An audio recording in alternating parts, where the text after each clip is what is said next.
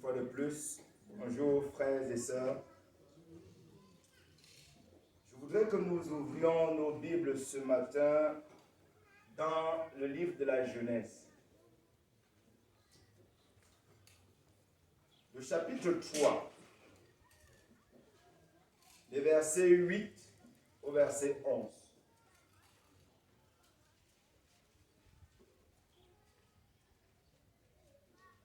Genèse, le chapitre 3, chapitre 8, les versets 8 au verset 11 de Genèse chapitre 3. Faisons la lecture ensemble. Alors ils entendirent la voix de l'Éternel Dieu qui parcourait le jardin vers le soir. Et l'homme et sa femme se cachèrent loin de la face de l'Éternel Dieu, au milieu des arbres du jardin. Mais l'Éternel Dieu appela l'homme et lui dit, « Où es-tu » Il répondit, « J'ai entendu ta voix dans le jardin et j'ai eu peur, parce que je suis nu et je me suis caché. » Et l'Éternel Dieu dit, « Qui t'a appris que tu étais nu? Est-ce que tu as mangé de l'arbre dont je t'avais défendu de manger? » Amen. Je nous ai donné comme proposition pour notre sermon ce matin le titre « Des questions d'amour ». Des questions d'amour. Les questions sont très importantes dans la vie. Avec des questions, on peut apprendre beaucoup de choses. Avec des questions aussi, on peut tromper beaucoup de personnes. Mais il peut y avoir des questions d'amour. Et c'est ce que c'est un peu ce que le texte que nous venons de lire, les quelques versets que nous venons de lire nous apprend. Nous venons de voir dans notre école du dimanche tout à l'heure, Ève, Adam ont péché contre Dieu. Mais qui est Dieu? Dieu, c'est celui qui les a créés. Dieu, c'est celui qui peut tout. C'est celui qui peut les écraser. C'est celui-là qui peut même les détruire, qui peut les faire disparaître, parce que c'est lui qui les a créés. Mais dans ce texte, nous voyons des questions de Dieu. Et une des questions qu'il a posées, c'est « Où es-tu » À première vue, on pourrait se poser la question, est-ce que Dieu leur pose la question « Où es-tu » parce qu'il ne sait pas où il se trouvait? Non. Comme je nous l'ai fait savoir tout à l'heure, Dieu est omniscient. Il connaît tout. Dieu peut tout. Dieu connaît tout. Alors cette question ne peut pas être l'objet de l'ignorance de Dieu. Mais cette question ne peut être qu'une approche d'amour de Dieu envers sa créature. Parce que quand l'homme et la femme ont péché, la première attitude qu'ils ont eue, selon que nous apprenons du texte que nous venons de lire, c'est qu'ils se sont cachés. On ne se cache pas quand on n'a rien à se reprocher. On ne se cache pas si nous sommes en communion. Quand nous sommes en communion, nous voulons être là, comme nous aimons à le dire ici chez nous. Nous sommes ensemble. Mais quand nous ne sommes plus ensemble, si quelqu'un ne vous dit pas cher Chamba, on est ensemble, vous sentez qu'il y a un problème. Il y a une situation. Et c'est ça qui fait que quoi? On est en train de s'écarter et on est en train de s'éloigner. Alors Dieu connaît la situation de Ève et de Adam. Satan est venu auprès d'eux avec une question. Mais la question de Satan n'était pas dans le but de construire l'homme, n'était pas dans le but d'aider l'homme. Les questions de Satan étaient dans le but de détruire l'homme. Et même ici chez nous, il y a des questions que quand on pose, on sait qu'on est soit en train de dire une autre chose. Je vais prendre un exemple. Généralement ici même, on pose la question, tu crois même que tu es beau? Quand on pose la question, tu crois que tu es beau? Qu'est-ce qu'en réalité on veut dire en dessous? En réalité, cette question est pour rabaisser l'autre. Un peu pour humilier l'autre. Parce qu'on veut dire que tu es laid. Mais on ne le dit pas de manière directe. On le dit au travers d'une question. Donc il y a des questions de rabaissement. Il y a des questions en réalité qui t'amènent non pas à te sentir épanoui, mais des questions qui en réalité sont là pour te détruire. Alors Dieu lui commence par une question. Où es-tu? Alors qu'il connaît très bien la situation de Adam et de Ève. En tant que Dieu, il pouvait arriver dans sa posture de Dieu et dans son autorité et commencer seulement à gronder. À commencer par les tonnerres. Je crois que ça aurait conforté Adam et Ève à se cacher davantage. Ça aurait contribué à amener Adam et Ève à avoir davantage peur. Mais il pose la question, où es-tu? Une question d'amour. Une question qui ouvre la porte. Une question qui donne une autre possibilité. La possibilité d'entrer encore en relation avec celui qu'on a frustré. D'entrer en communication avec celui qu'on a trahi. Une question qui permet qu'il puisse au moins avoir une explication. En réalité, c'est une question d'amour. Et c'est pour cela que notre Dieu s'est toujours présenté comme un Dieu d'amour. Il s'est toujours présenté à nous, pas comme un Dieu qui veut nous détruire, mais plutôt comme un Dieu qui veut nous construire. Pardon. Et c'est ce que cette première question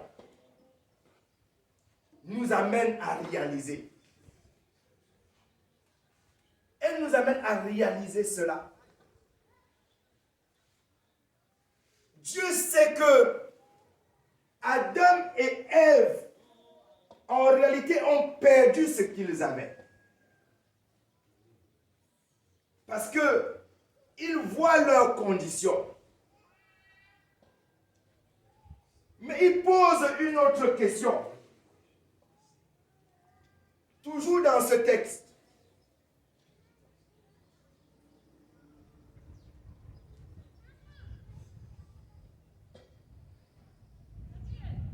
Il dit, à partir du verset 10, il répondit, j'ai entendu ta voix dans le jardin et j'ai eu peur parce que je suis nu et que je me suis caché. Et l'Éternel Dieu dit, qui t'a appris que tu es nu? Une fois de plus, c'est une autre question qui montre l'amour de Dieu envers Adam et Ève. Qui t'a dit que tu étais nu? Nous sommes d'accord que, comme pour la première question, ce n'est pas l'ignorance de Dieu qui est en jeu ici. Non, Dieu n'est pas ignorant. Il le sait. Mais tout de même, il pose la question. Qui t'a dit que tu es nu? Et il va plus loin. Dans la question. Qui t'a appris que tu es nu? Est-ce que tu as mangé de l'arbre dont je t'avais défendu de manger?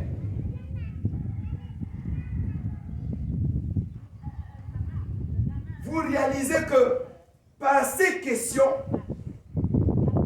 Adam, qui premièrement, ayant écouté la voix de Dieu, ont fait comment?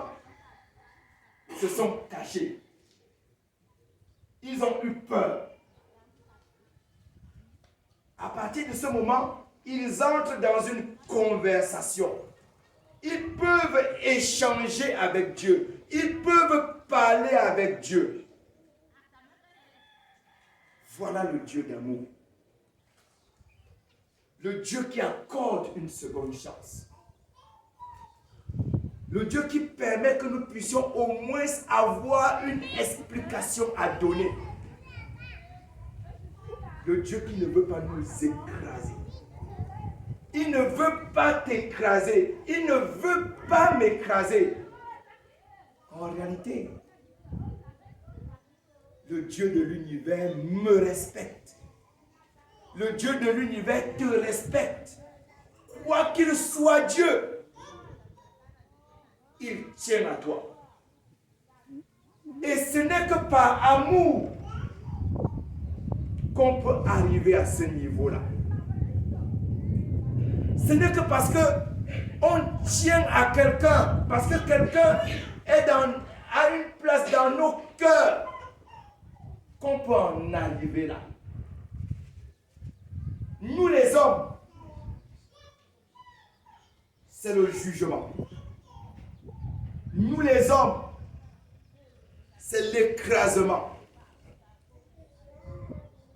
Généralement même, dès qu'il y a une faute qui s'est ouverte, c'est une occasion généralement pour nous les hommes d'humilier.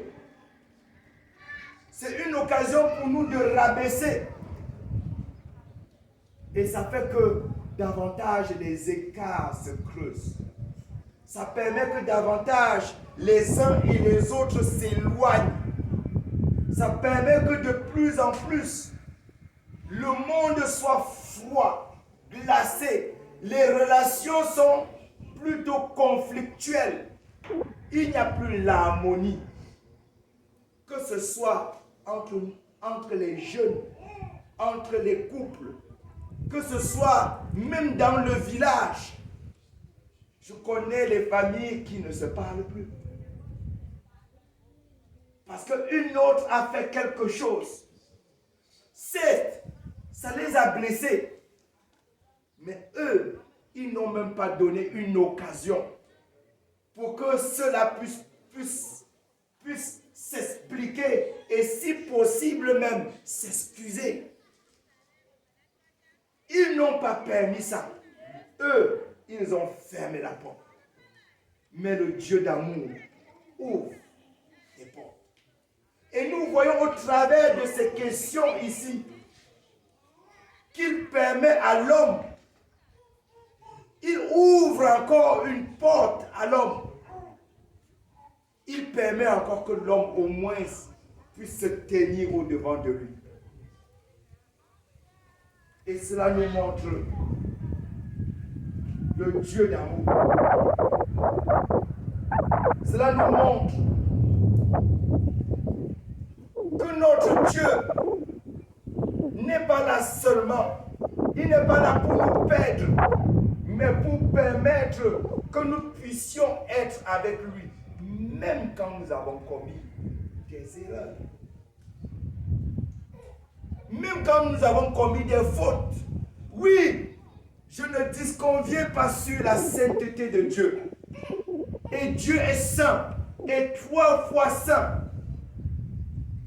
Mais ce Dieu saint, ce Dieu pur, malgré le fait qu'il connaissait cette situation, au lieu de s'éloigner, il s'est plutôt rapproché.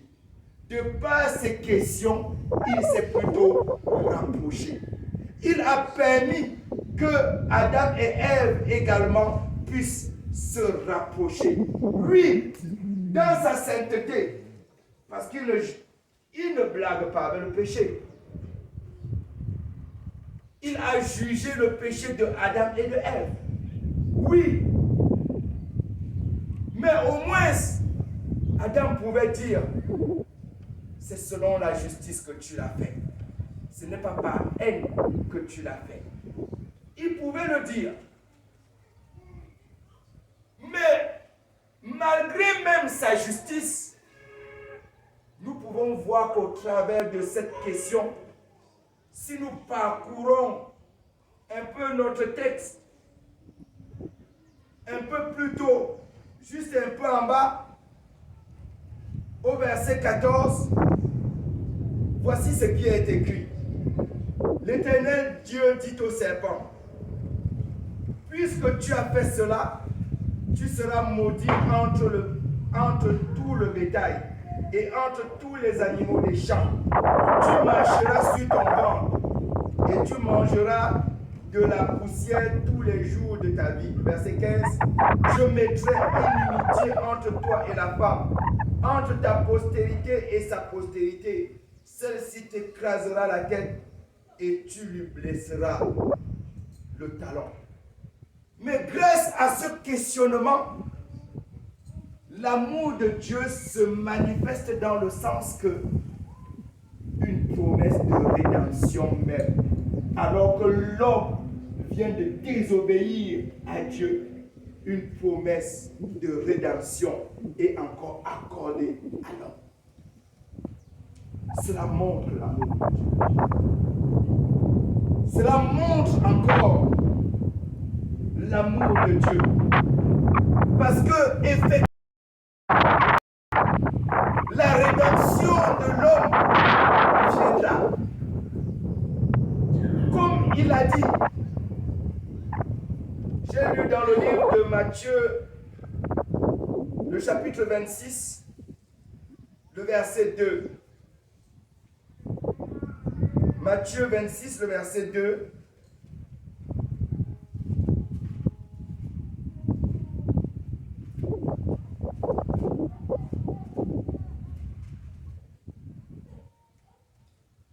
Et voici ce qui est écrit.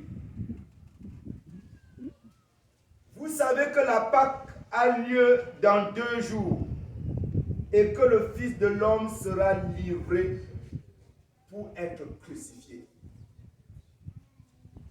Par ces questionnements, il a permis dans le livre de la Genèse à promettre la rédemption à l'homme.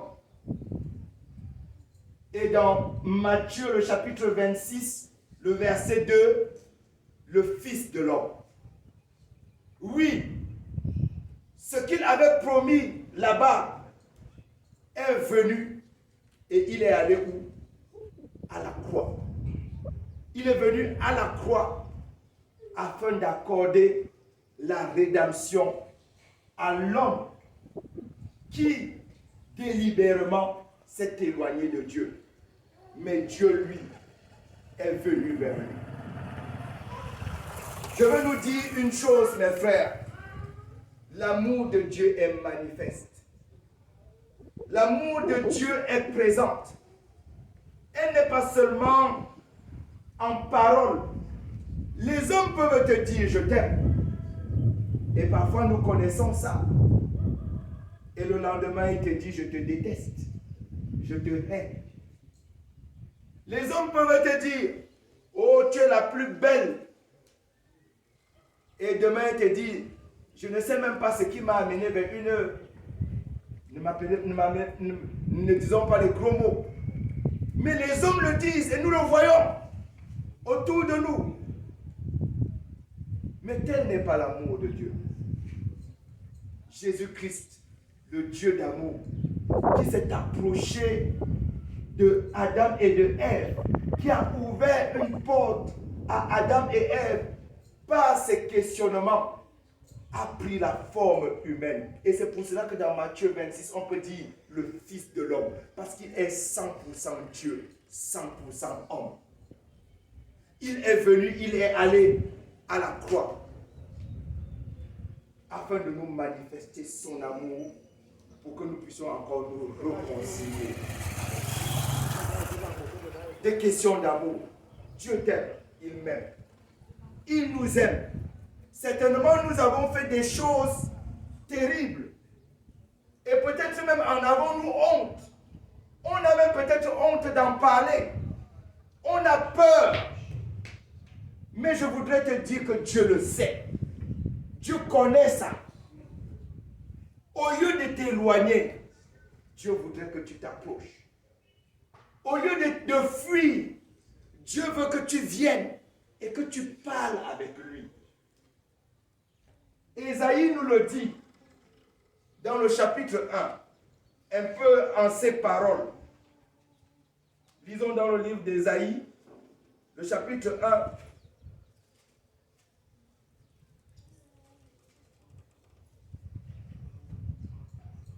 À partir du verset 18.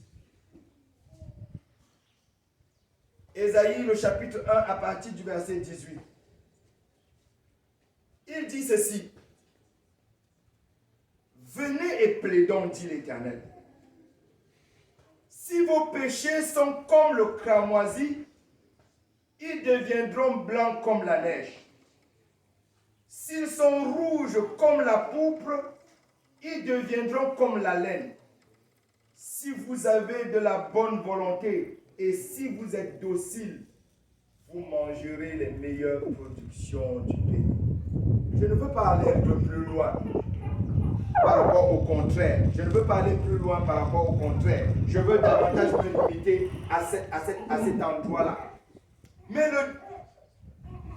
Mais Jésus nous ouvre une porte.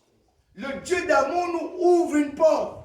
Quel que soit ce que nous avons fait, il voudrait que nous venions et que nous plaidions avec lui.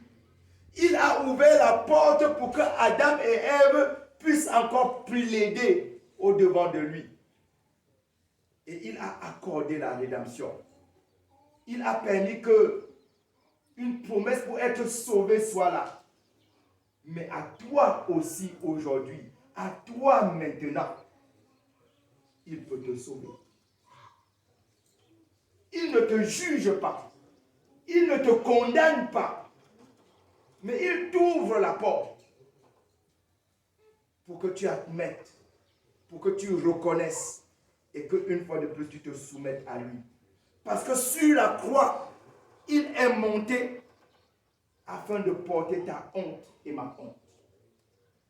Sur la croix, il est monté afin de nous arracher de la main de celui qui nous a menti, qui nous a trompés. Satan, le diable. Allons-nous repousser sa main?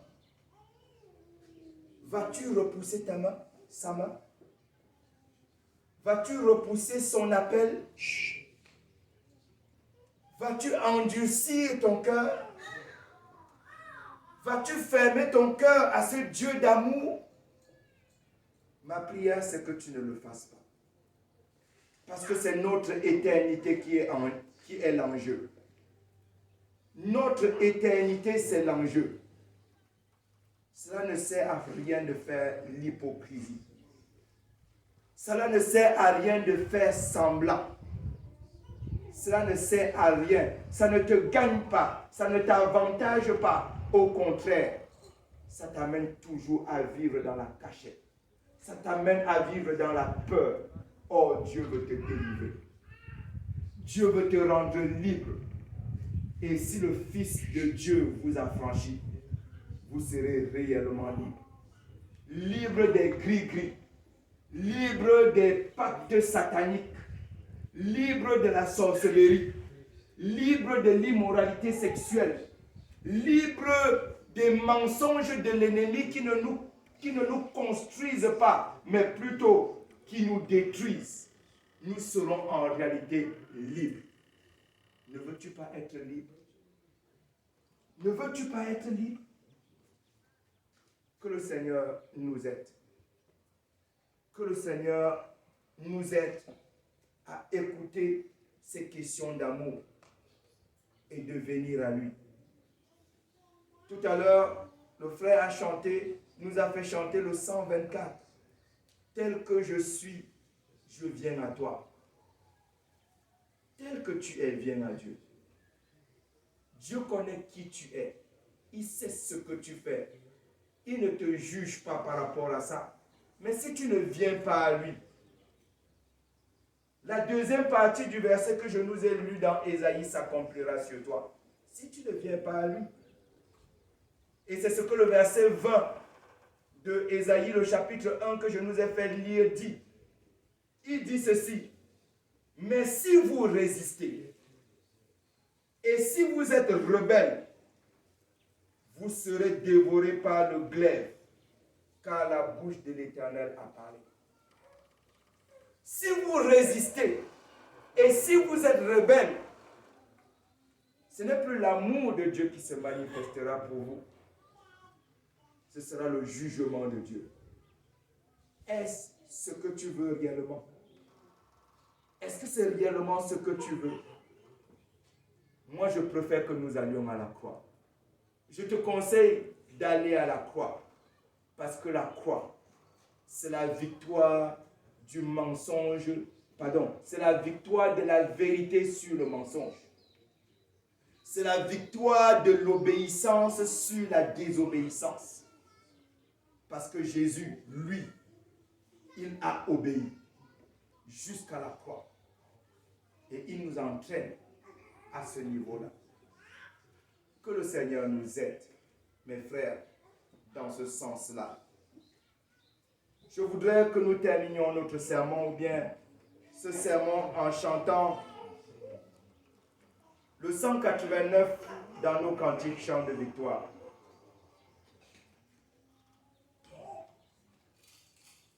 « 189, nos cantiques chants de victoire.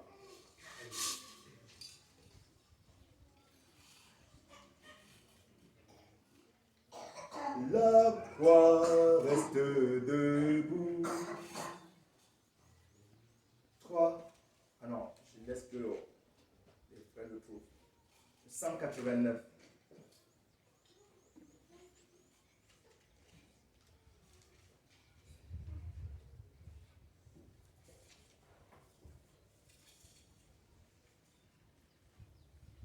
Croix et chant.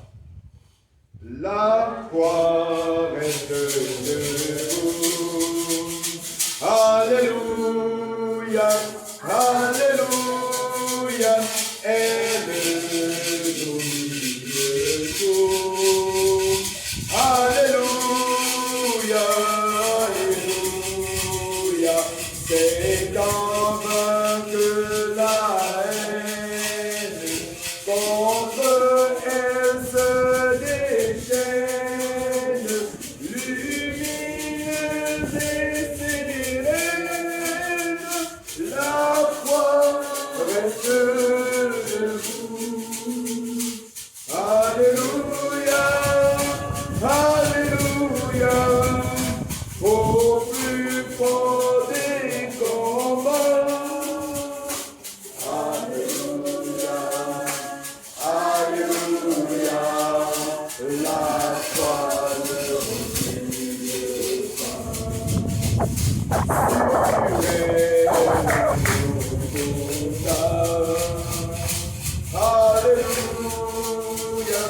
Alléluia, le Fils de Dieu monta.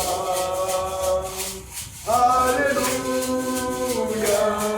Alléluia, amour incomparable, ce sauveur adorable, pour l'homme mouru et à Golgotha. Alléluia,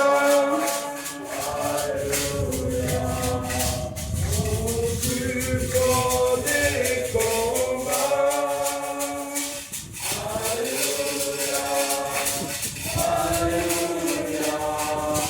La foi ne recule pas, soldat du roi des rois.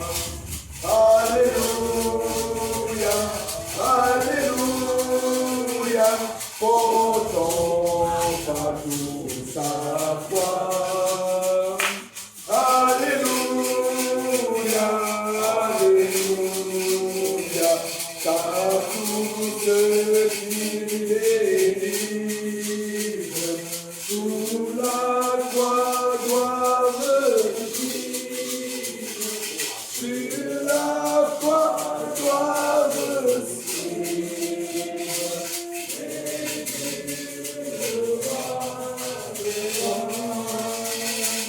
Alléluia, Alléluia. Alléluia, Alléluia.